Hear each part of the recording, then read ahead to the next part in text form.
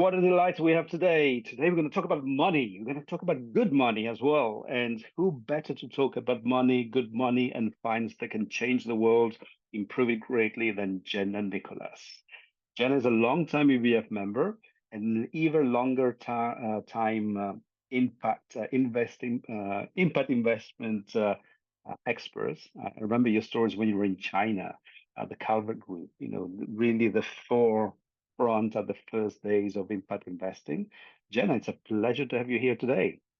It's wonderful to be here. Thank you so much. We are very much inspired by the beautiful chapter in the BBF book that those of us who were part of created and really, really enjoyed it. And we'll put a link there so that others can enjoy your chapter. And, for a start, there's this very important statements about finance and impact and where the finance goes, where the finance should go. And I hear you talk about biases. So biases in terms of where does the money actually go? Can you give us some figures to really let us understand how how wrong the financial system is actually structured at the moment? Definitely. No, this is such an important issue. And when we look at the $82 trillion that exist within the asset management industry, less than 2% is invested into women and people of color run funds and companies. So it's pretty crazy when you think about the population that exists, where it's really a $40 trillion shift that is needed to rebalance the economy. So a big part of the work I've been engaged in is how do we work with funders to become aware of the biases that influence the investment decision making and the fact that they're actually leaving money on the table because of the role these biases are playing, and that there's a lot of research that shows that more diverse teams actually outperform and more homogenous teams, and that also that we see this through some research that Stanford Spark did in collaboration with Illumin Capital that we had a chance to collaborate with as well, is that the higher the performing Black fund managers were, that actually the more biases that existed. And so to this point about just the power of the awareness that we're able to have, and then what that can lead to in terms of more effective decision making as a result. Amazing. 2% as opposed to where the other 98% go of investments, huge numbers. And again, you just underlined it, right? The investment is really going to the wrong places because the gender diversity, diverse races actually perform much better. So what is in the mind of these investors and why are they so stuck in a model which is very lacking of wisdom, do you think? What comes to mind in terms of the reasons why this is persisting and not changing as it should? Any logical mind would change. I think so much of this, and we see this from Nobel Prize winning economists, Daniel Kahneman, around just the role of sort of type 1 and type 2 thinking, and just the idea of how we, once we get used to a certain way of going about decision making, it can be very difficult to create a shift around that. So, for example, another research study actually found that men are often asked more upside oriented questions and women are often asked more downside oriented questions in due diligence processes. So these are things that, without even being aware of it, often it's not investors are that are coming to the table and saying, oh, we only want to invest in white male-led companies. It's more that because that has become the default, there's a sort of assumption of, we see many successful companies that are started by certain demographics, the assumption that therefore, in order to be successful, one has to be of that certain demographic. So this sort of reconceptualizing the and having role models and examples of successful businesses and investment funds that are started by people of all different backgrounds becomes really important. And then how do you move forward? Because you mentioned Illumin Capital, yes, sorry. Darren Dodson's amazing work that they do there, your own impact experience. How there's ways forward, right? So I see the success that Darren is showing, that you are showing, there's experiences there. Where do you start? People that are listening to this, they say, okay, the system is broken, it doesn't work. Maybe they're involved in finance, maybe they just want to change the system. How do we start? What are the first parts to really make this shift towards a more just and sensible financial world? Yeah, so the work that we're engaging in at Impact Experience and in collaboration with Illumin Capital and others, Impact Experience, we're really focused on addressing equity across investments and also climate, healthcare, and education. And we'll bring together groups typically of 25 to 30 people. We'll do them both in person and virtually. And really a big part of the focus is exactly to your question, to create a space to become aware of the biases and how they're influencing our decision-making processes, and really looking at this at a individual, organizational, and societal level. And part of it is really an educational opportunity. So we'll do work, for example, in places like Montgomery, Alabama, and a lot of that is looking at the historical context of how do we get to where we are right now in terms of racial inequities, so that as we are designing systems moving forward, we are grounded by how we got to where we are right now.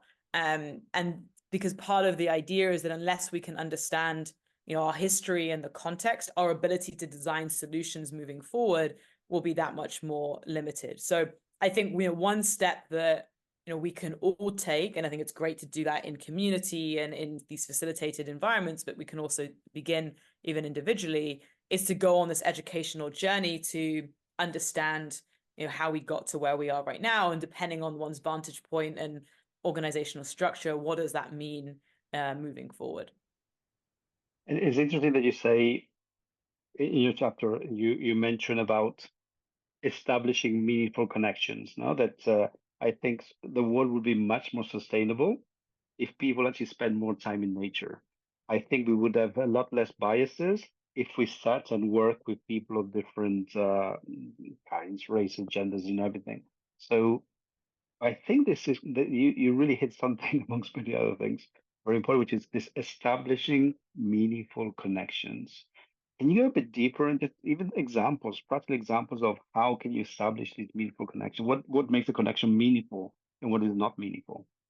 I think it's such an important question and topic. And I think particularly given the increasing in polarization that we see in so many parts of the world, that so often when we're engaging with people, and particularly when people are engaging with folks from backgrounds that are different to themselves, that so often we can be focused on what separates us rather than what connects us. And so, for example, with Impact Experience, we'll start all of the gatherings that we have with everybody sharing a symbol or an object that has significance to them. And the reason that we do that is to create a space for people to connect based on their humanity rather than any organizational role that they may have. And it provides a space for people to actually see more of what they have in common than what separates them. And then what that enables is for these meaningful conversations to be able to take place. They're taking place from an openness. We think a lot about appreciative inquiry and like the ability to truly listen to people, and not come with these judgments and preconceived notions, but hear people for who they are and what they're sharing in those moments. And so creating the spaces to be able to do that becomes a really important aspect of certainly our work and our commitment to kind of creating these ever widening circles. And Marco, yes. Jen, I was wondering about, you mentioned some really interesting things around the diversity, for example, or the founders and the background. I've worked in asset management before, and when you search a company, you quite quickly find the asset and the management and other information like that. And this is back a few years ago. You couldn't quite find, unless you kind of dug really deep, that kind of information you were sharing. I know that in recent years with ESG and kind of there's been a big increase in other things that we want to measure. But the kind of stuff that you're saying, are those also readily available for investors, or you still need to kind of poke deep to find kind of open the bonnet and look inside, or are these the kind of things that are already being published so that as an investor one can actually see these kind of things? Well, one element that I think is implicit in what you're asking that I think is a really important factor for people to remember as they're looking at investing, and I think this applies no matter what type of investing one's doing and how much one is investing, is the power of investors to ask these probing questions. I think so often we sort of take it for granted of, oh, whatever a company or fund might be presenting, taking it at face value. But actually realizing that the power of asking questions to companies and funds around their racial and gender diversity, around how they're thinking about impact or ESG, that can actually play a really important role in encouraging those companies and funds to take action in these areas. So, for example, we talked earlier about Illumin Capital. They require the funds that they invest into by a legally binding side letter to participate in these impact experiences that we have. We see other funds where they're linking their carry, so their financial performance and returns, to the social and environmental performance of the companies that they're investing in. And so all of these different mechanisms that I think are creating the opportunity for certainly more disclosures of information, and then equipping the ability to then create those shifts, because once we can do a kind of baseline of here's where we are right now, it then becomes that much easier to be able to diagnose what are the opportunities for shifting moving forward.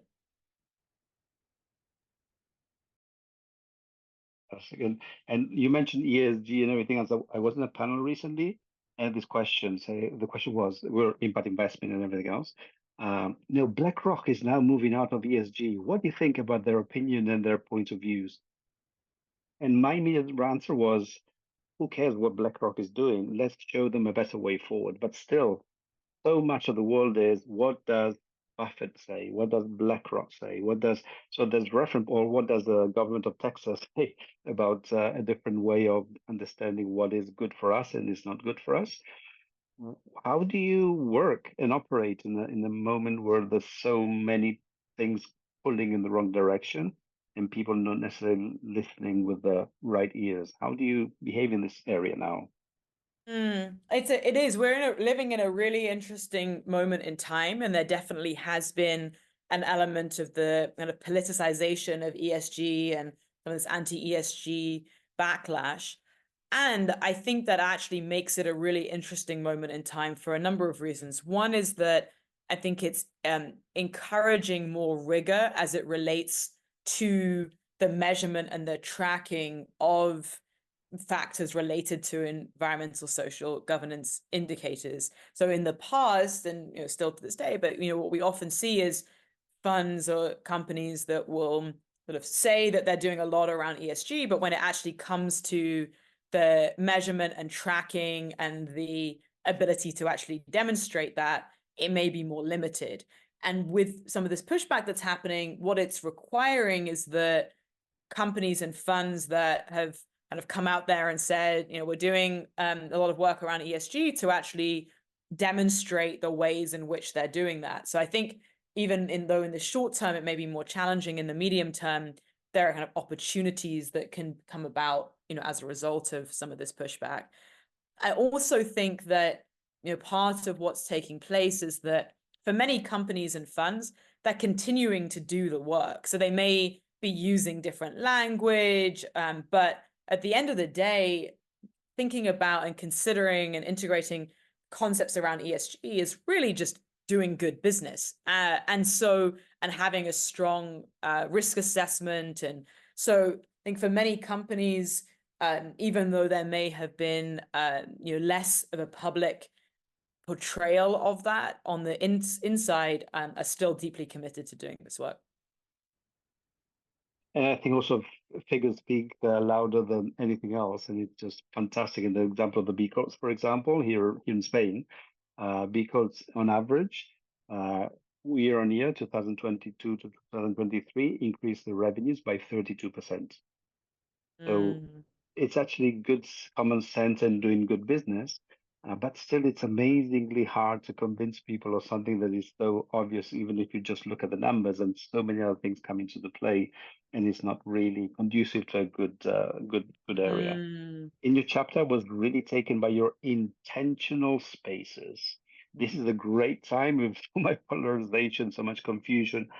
How can we create intentional spaces? You talk about it a little brief in the chapter. Can you tell us more about these intentional spaces and why are they intentional? Is intention good or bad? mm.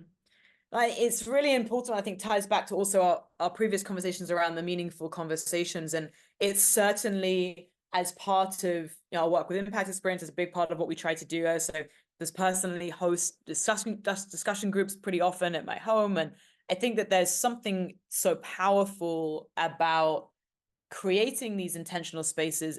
And what I think I mean by that is to this conversation more broadly around to sort of some of the challenges around racial and gender equity, being intentional around thinking about who is in the room and who is in the conversation. So, so often we think about this in a business setting that, often decisions are made that may have a pretty significant impact on people within a community, but the people who are most impacted aren't necessarily a part of that conversation. So I think one element of thinking about intentional spaces is thinking about who is in the room and how do we ensure that those are most impacted are both part of the conversation and also part of the conversation in a decision-making role and are equipped with the ability to be able to contribute and engage in that conversation in a meaningful way.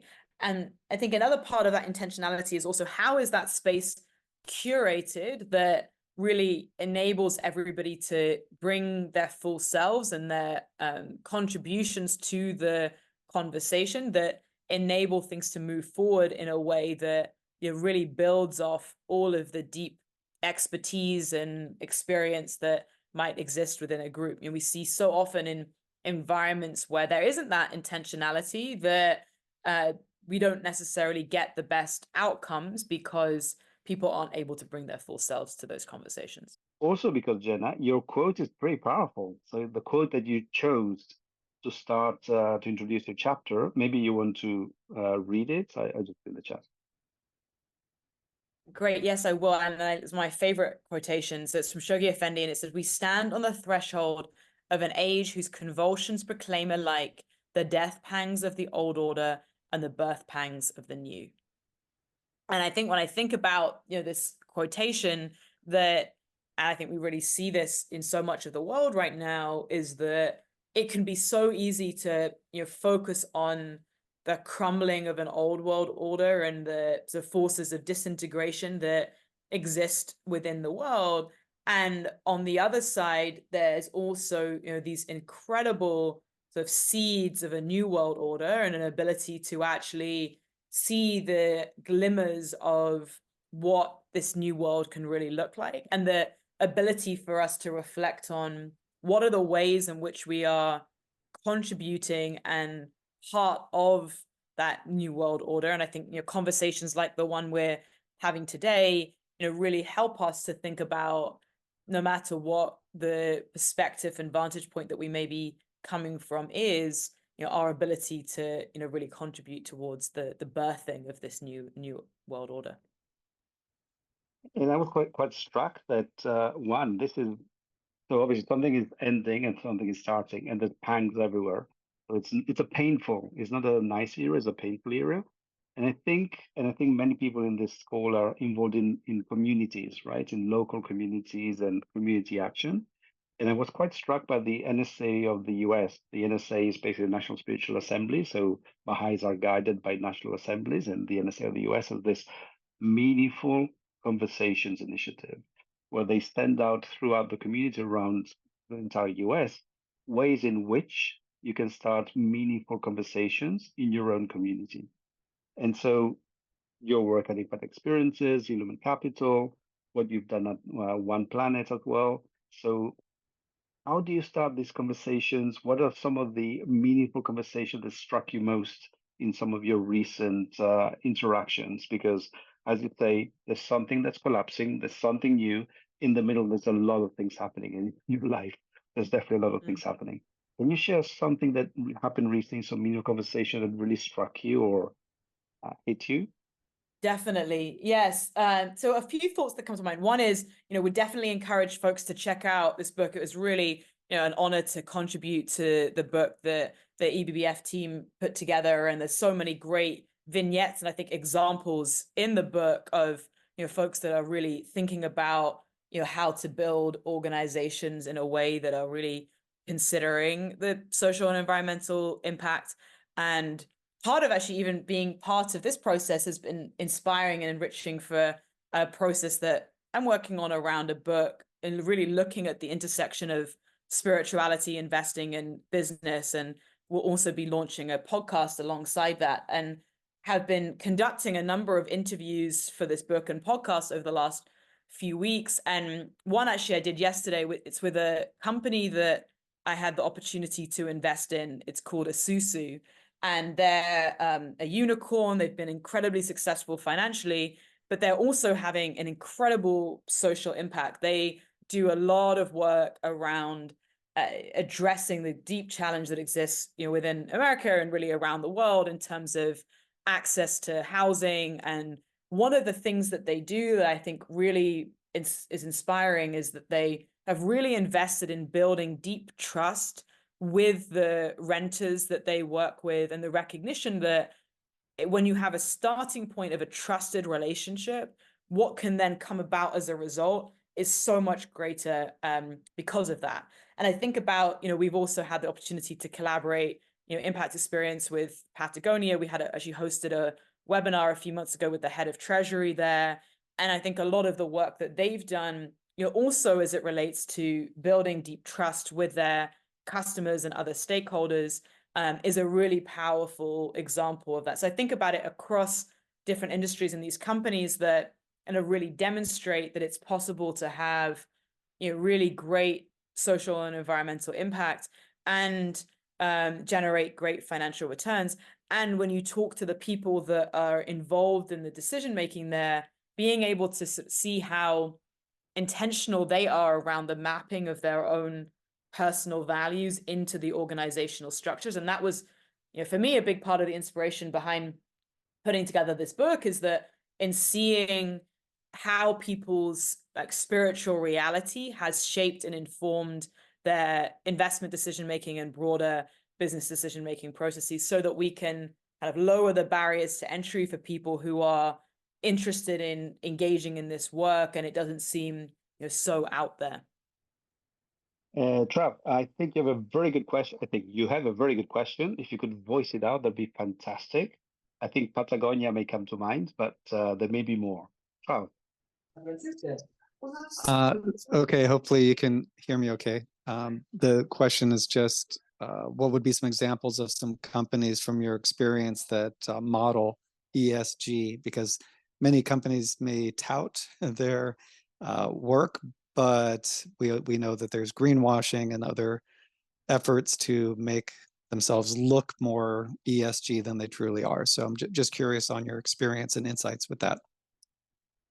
Yeah, no, I think it is a really important one in terms of, companies that, may see it as being, oh, this is helpful to attract talent or attract investors. And then when you look beneath the surface, there isn't necessarily that rigor or robustness there. But I think there are a number of companies that, really are intentional about it and really thinking about it across every aspect of their work. So, we talked briefly about Patagonia. One of the initiatives that we've been working on with companies within Impact Esprit, it's called Business Climate Finance, where we work with companies around decarbonizing their financial supply chain. And Patagonia has been a really amazing example of how they have gone through a whole process of decarbonizing their cash deposits. So this is an area that is often overlooked by companies when they set their sustainability goals, that one of the greatest sources of carbon emissions for many companies actually comes from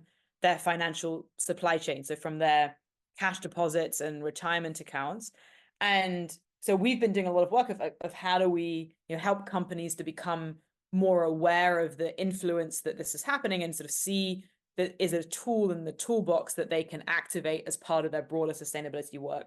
And Patagonia has really taken, great steps to shift their banking decision-making processes to, they've invested in a number of community development finance institutions. So in addition to all of the great work that they're doing with their core products and with their other suppliers, seeing them, really think about this across every aspect of their work, I think is really exciting to see. So I think we see it with large companies, like that, to smaller companies. I think from day one are really looking at how does the financial growth of the company tie directly into the social and environmental performance. I think for many companies that might start off just financially oriented and then try to bring in a reflection of social and environmental impact later on, it can be that much more challenging. But integrating it from the beginning really helps to set the foundation for any of that work moving forward.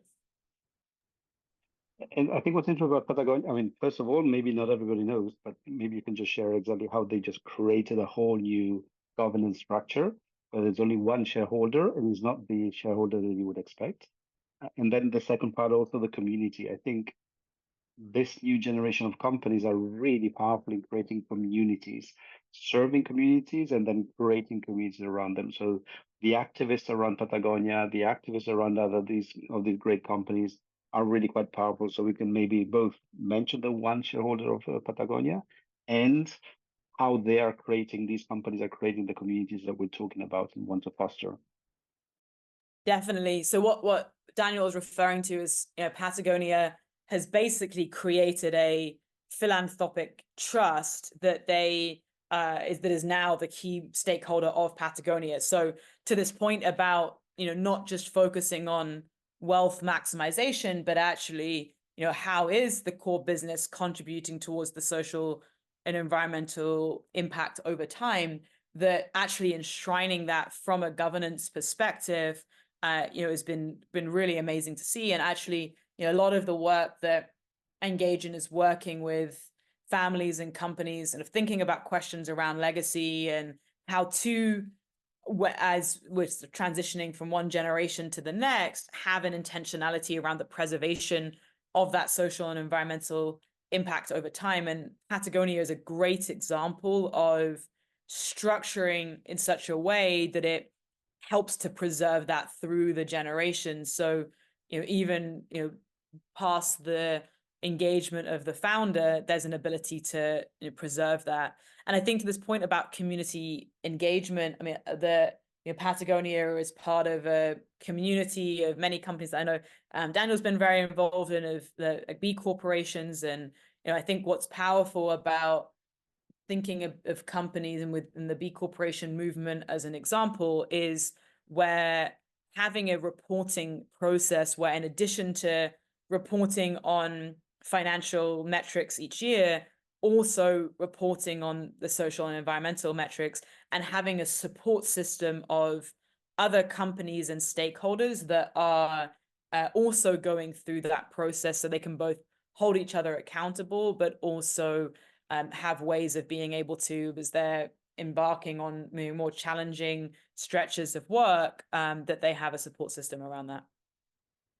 Travis mentioned also before about this, the whole ESG and the greenwashing, but not the new phenomenon, which is the green hashing, where companies are really scared to talk about what they're doing and how well they're doing. And just now you were talking about how companies are connected to the communities, whilst other companies are very disconnected. Now, something happened to me the other week. A big petrol company. What I can imagine, you can imagine this person, right? They work in sustainability. They're beautiful people. They really are driven to make a great change. And this person was writing all the improvements in green mobility that this company is doing. Obviously, it's a petrol company, so it's a bit counterintuitive. So the first 5 comments were, really heavy comments against the company. So it totally backfired exactly because of that. The company makes a statement, about good things they're doing, but it's totally detached from the community that they're supposed to serve. And so instead of getting the approval, they get hammered by everybody. And the reactions were quite strong and quite well poignant about numbers and figures and everything else. So how can we move? So this hashing, are you afraid of mentioning things? Are you hashing as well? Or what is your attitude and how do you avoid that to be happening? Yeah, I think it is and we talked a little bit about earlier and one of the things that I think has been interesting is that, whilst people may be talking about it less, talking about impact less, they're still kind of doing the work. I think that part of it to this point of like, what are the support systems that are enabling people to keep doing the work despite the broader environment? And particularly, and I think that's why it is so important to explore tangible examples of companies that are really deeply committed to this work and are demonstrating over time a consistency of both having financial returns as well as this social and environmental impact. So it becomes less of the motivation is doing it just because it's the right thing to do, but also because it ties back directly to the bottom line. And I think that, we continue to see also data for, Gen Z and kind of more broadly that people are wanting to work in an environment and for companies that are deeply committed to the social and environmental issues, that in order for companies to continue to attract and retain talent, that being a really powerful positioning that, again, despite the broader environment, that there are other motivations for companies to continue to be invested in these areas. So let's go. Another thing you cover in this magical chapter. I wonder why not everybody read your chapter yet, because it is really interesting. It's success. So let's talk about success. By the way, Yvon Chouinard, the founder of the University of Patagonia, is a billionaire with a B. So in terms, if anybody doubts that this business model does not work, then how he spends his billions is beautiful. So he gives everything away in nature, I think. But the business model does work. So let's make that clear. But now you talk about success, and I love the mention you make. It's not just success, but success is a shared experience, which may be a bit counterintuitive for some. Hey, I'm successful. No, we are successful. Can you tell us more about this shared success? Yeah, I think it's a really important area that, I think so often when we're looking at a purely sort of capitalist, like win-lose structure, we can lose sight of the idea that actually that there's a lot of opportunities for like win-win, and the ability to have that focus from the beginning of how differently we design interactions and organizations and engagements, and as a result of that, I think about Simon Sinek in his book Infinite Game, talks a lot about the idea that, as we are interacting with people, with organizations, that remembering that this is a multi-tiered and often multi-year and hopefully sort of lifetime relationship rather than just a one-off transaction. And the difference in terms of how we interact when we are re-grounded in the idea that this is a true like relationship rather than just how am I gaining the most in this particular interaction. So I think that when we think about like success being the part of a community focus rather than just of any one individual, that it shifts our whole dynamic of how we then make decisions, and that the ability to actually have even greater success because we're deeply invested in others' success as well. And I love the concept of abundance that comes from working together against the scarcity of polarizing and dividing people there. What about abundance have you witnessed when you were in those rooms having those conversations? Can you describe the abundance that you experienced? Because I think having a taste of that success, of that abundance, is just like if we stay more in nature, we will be more sustainable. I think if we hear more of the experience of what happens in those rooms where abundance and positive communities happen, it's so attractive. They say, ah, that is the way forward. Can you share something about what happens there?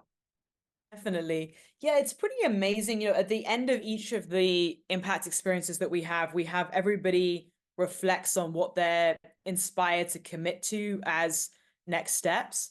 And often those commitments are investments that people are inspired to make. And to our earlier conversation, you know, often it is reflecting on committing to invest more into women and people of color run companies and funds, and into communities that have been overlooked and underestimated, and then also partnerships and support for others that are in the group. And I think what's amazing, to your point around the shift from that sort of more scarcity mindset into the abundance mindset, is the recognition that by cultivating more of that abundant mindset, that we have the opportunity to be able to create these ever widening circles of even more expanded opportunity than we could have even imagined. So, you know, so often it can be that our own limited conceptions of our minds is what holds us back from the true, you know, actualization of what's possible.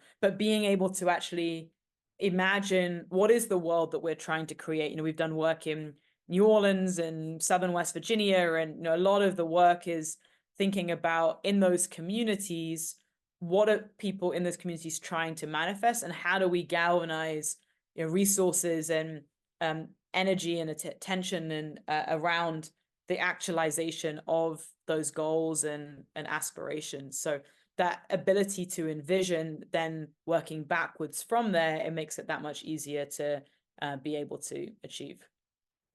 In the last video with the conversation, our conversation with Roy Steiner, he's very much into building the visions of the future. And that to me is really interesting in terms of one of the things that brings fire.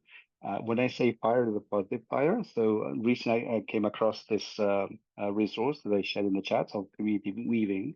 And interesting, they mentioned the five aspects, the five elements to allow a community to really go forward. And one of them is the fire. What brings us together? Can you tell us something about what brings us together? What really brings us together, you know, as a concept? Because I would love to really understand where this fire comes from, and now we can get close to that fire and have that fire positively encourage the community to go forward. So vision setting is one of those fires. What have you seen to be fires that bring us together? I think a big part of it is the recognition that our destinies are intricately interconnected with each other. You know, that none of us exists in isolation, but that, to this previous conversation about, you know, each of our success is intertwined with others' success, that, you know, that fire is going to comes back to this collective desire to use the, you know, limited time that we have in this world to really be part of something that is greater than any one of us, and, you know, continue to be inspired and being, you know, part of these groups where there's such a focus on the whole is greater than the sum of the parts, and that by continuing to keep that focus on, you know, what are we here to do, and that it isn't about, you know, any one person's ego or perspective, but creating the space for building off all of the strengths that exist and being able to create, you know, something greater than any one of us could have even imagined. And so I think there's both you know, kindling of the fire that you know, takes place, and the contributions that, you know, each person makes to a group, you know, help with that, you know, kindling. And sometimes the fire might be waning and needs you know, some additional wood to be added, and that's that kind of optimism and inspiration that people can, you know, bring to a group. And sometimes it's, you know, more the sort of roaring fire, and people can just take a moment of appreciation of that. So I think that the analogy of a fire is a really powerful one for you know, what can be created when people come together from a diverse set of backgrounds to, you know, really create something amazing together. And I'm not sure if the people listening to us at the moment have had this feeling. I had it a couple of times. And you open the door, metaphorically, and you enter a circle, and you peek in and say, "Oh no, this is not for me." Has that happened to you? That you enter a circle, and say, "Oh," and what do you do next? Do you run out very quickly? What do you do when you open that door and that happens to you? It's a great question. And I think it's a powerful one in terms of kind of energy and intuition. And I recently learned the concept of insight, which is the Icelandic word for intuition. And there's an amazing book that recently came out called Insight by a friend of mine called Harund. And actually had a chance to interview her for my podcast and book. And it's just a very, very inspiring person and a powerful book. But no, the idea and insight literally translates to inner sea, and that ability to your point, sometimes where you might enter a group or enter a situation and kind of get this feeling of, oh, this doesn't feel aligned, doesn't feel energetically encouraging, and obviously it's powerful when you experience the exact opposite. But I think when you feel that sense of that things are off, like the ability to both diagnose that and then be able to identify what does this mean in terms of my reality and my intersection with this energy. And it might be that in some moments it's like, okay, this just isn't the time and place to engage and go a different way. Or it might be that there's actually an insight and perspective that you're able to have on that situation that provides a lens, and that you may have a piece of the puzzle that can help for within that shifting of the energy. But I think being able to take the space to be able to diagnose and recognize, like, what is the dynamics that exist here, and what does that mean in terms of what's the most effective way to engage and show up, becomes really important. Fantastic. And I encourage one last request opportunity for people to step into the dialogue and to just whatever question comes to mind. We're talking about money, investment, creating this new world, the pangs of the world that's dying, and the new world that's emerging. I'm just really curious to see all the different also experiences of people there in the call here with us, just to see what we can fathom and understand to really move forward in the best way possible. Some people are expert and work in finance, some people in other areas. For example, one very important protagonist of change, Gary, living in a region that's a challenging one like Ukraine, but also has been working for decades in the agriculture area.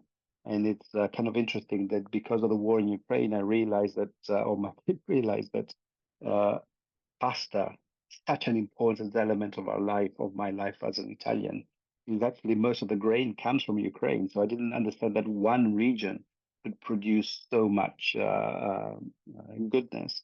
And the fact that obviously fruit does not grow in supermarkets, but grows in the rural areas. So there's a lot of investment and shifting investments between cities and rural agriculture, regeneration. There's a real need to, instead of separate and have the interest of the rural areas versus the interest of the city, to really come together as one community. So I always get a little bit nervous when it's, oh, let's look at the rural, let's look at the city, we keep looking at separate entities, and then they come together just when the tractors come into the cities and complain about something that the European Union has come together. So how can you move that together? I'm not sure if, Gary, you want to contribute some of your either question or ideas in these decades of experience of how we can come together in these communities, and even in your community, Ukraine, how you're actually bringing people together in times of need and how they're working a different way and mindset when they're coming together. You're muted. I'm muted. Now you Well, are.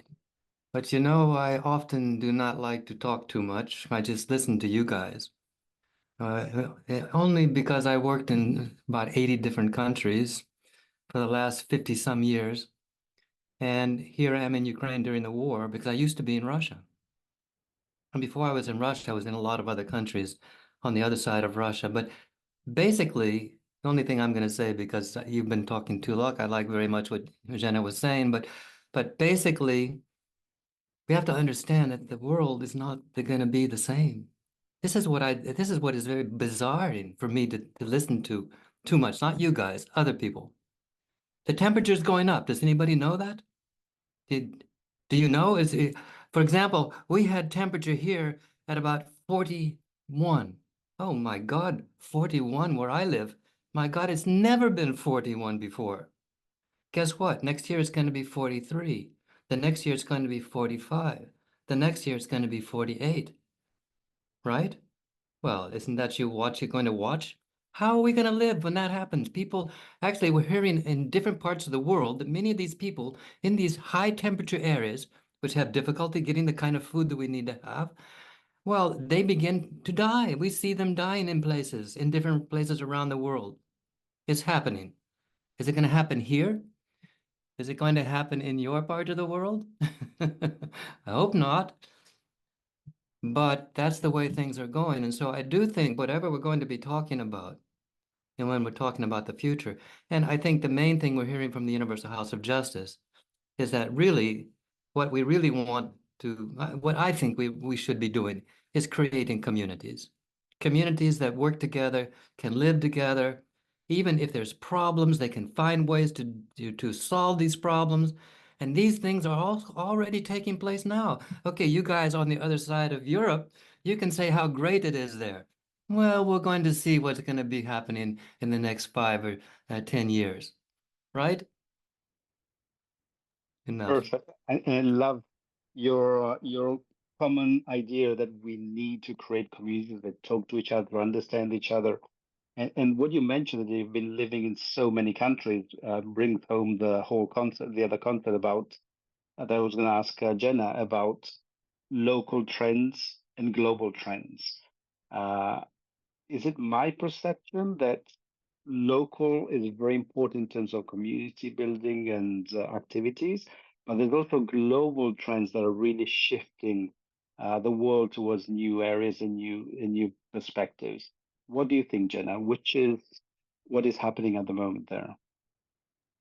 Yeah, I think we're living in such an interesting moment in time in terms of the ability to be able to, that adage of the think global, act local, and like what is the intersection between what's taking place at a local level and a global level. And I think when we think about it, certainly around climate change, around health disparities, we see this sort of deep mental health crises around the world, that the ability to be able to recognize that truly when something affects people in one part of the world, it has direct consequences on people in other parts of the world, rather than being able to say like, oh, this is happening in this region, I don't need to think about or consider it. And so being able to hold that perspective, and to hold both the urgency and the deep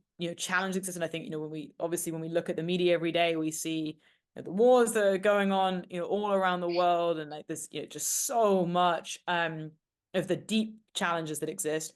And how do we also hold the sense of hope and possibility, and it can feel like a paradox sometimes of holding both of those realities at the same time, but being able to actually recognize that we have a choice of both where do we direct our attention and orientation towards, but grounded in the reality of what's really happening around the world. So I definitely think there are these sort of bright spots of different parts of the world where there are kind of opportunities to really sort of see both an addressing of the challenges around polarization and amazing sort of innovations around climate tech. And we have to recognize the reality that I live in California, and we have forest fires and the deep friends that currently experience hurricanes and the East Coast. So it's everywhere, right? So I think it's holding both of those realities at the same time.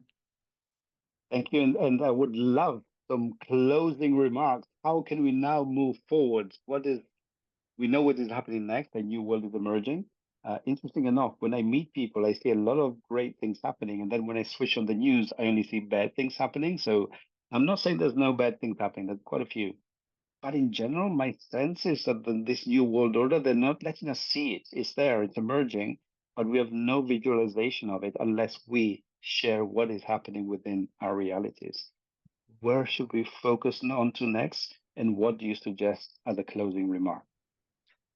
No, thank you for that. I very much agree with the observation that you have, that I think that the recognition that we each have a choice on a daily basis of where are we orienting our time, our energy, who are we building relationships with, how are we investing in capital that we have, how are we, as we are either building organizations or working with organizations, having this intentionality of this idea that's a key part of the Baha'i writings of everything leaving a trace, and thinking about what is the trace that we want to leave and what is the legacy that we want to leave, and remembering that we have no idea how long we're going to be in this world, but that there's a ripple effect of every decision that we make, and that we're realizing that no one person is a small figure within the broader sort of ocean in which we're operating within.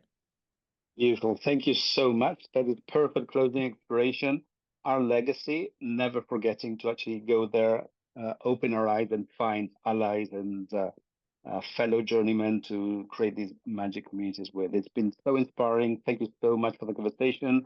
To all of you and your questions, we look forward to finance and creating finance for good and for good impact. Thank you so much.